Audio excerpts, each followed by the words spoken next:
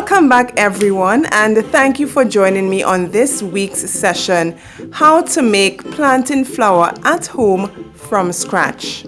Here are things that you will need, things that you should already have at home.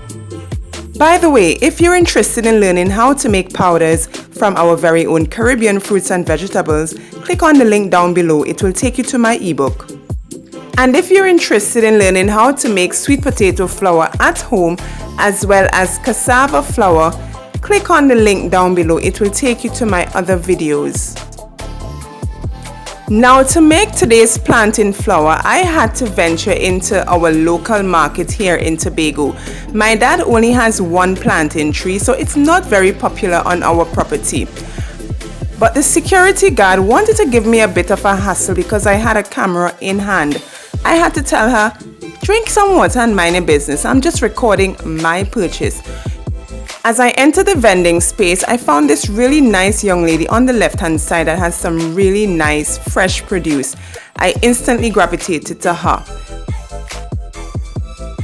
But during my transaction, the butcher who was just on the right-hand side, he wanted to show off his goods. So I told him, I'm a YouTuber and your stuff is going to be on YouTube. He was so overjoyed.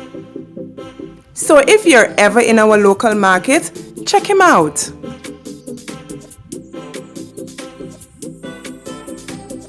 So while I was busy meeting away, the lady had already bagged my purchase, and before I left, she called me back to get some more. Now, anyone who knows me knows that I absolutely love fried plantains. I have a love affair with fried plantains. So it was a real sacrifice for me to hold on to these plantains to make flour. Now, what I absolutely love about plantains, apart from them being fried, is that they go with pretty much any meal.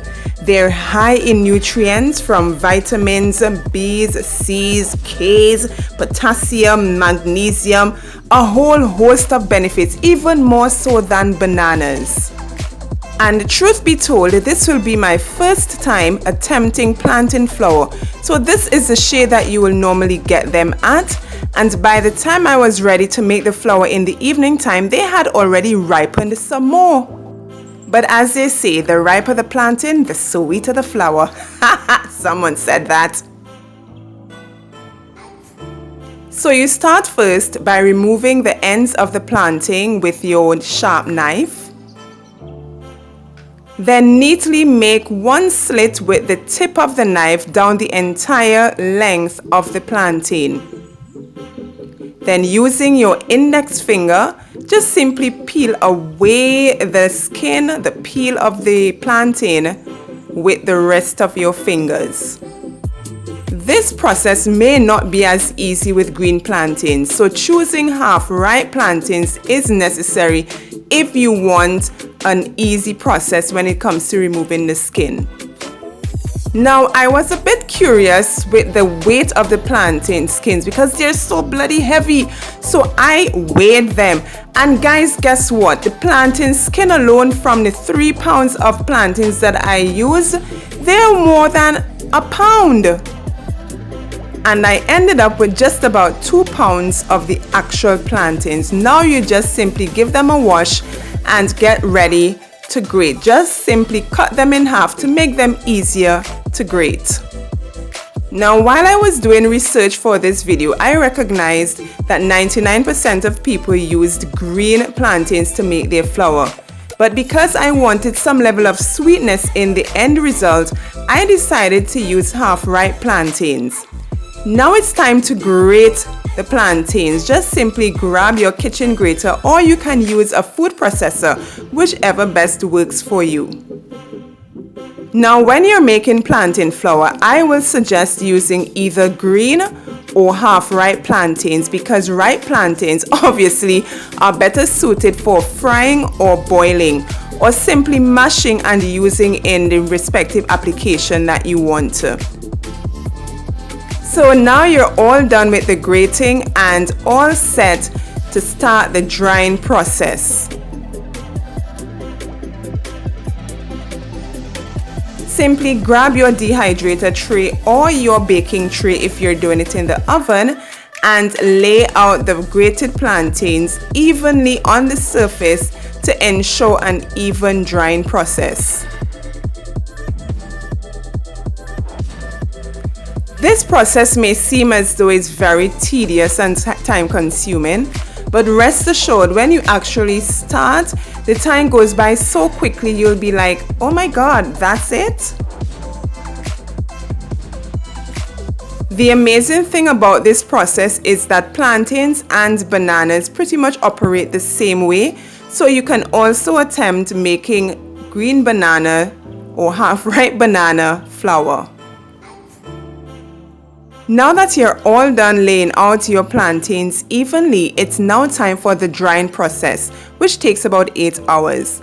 And after the drying process, do you see how the ends have raised up? It shows the level of sweetness that is in these plantains. I was so intrigued at how this all held together that I had a little bit of fun and almost started a disaster. Now, while I was trying to get rid of the clumps, a whole host of other ideas started to come to mind. What else do you think we can make from these plantains, grated dried plantains? Link me up in the comments down below. And now we're all set for the final stage of this process, grinding the grated plantains. Just simply grab your bowl, your kitchen blender, or coffee grinder, or food processor, and get this party started.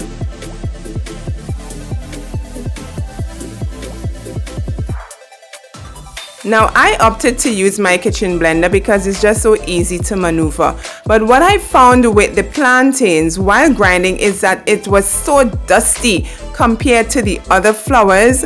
I had to try to maneuver to let this thing stay inside the blender.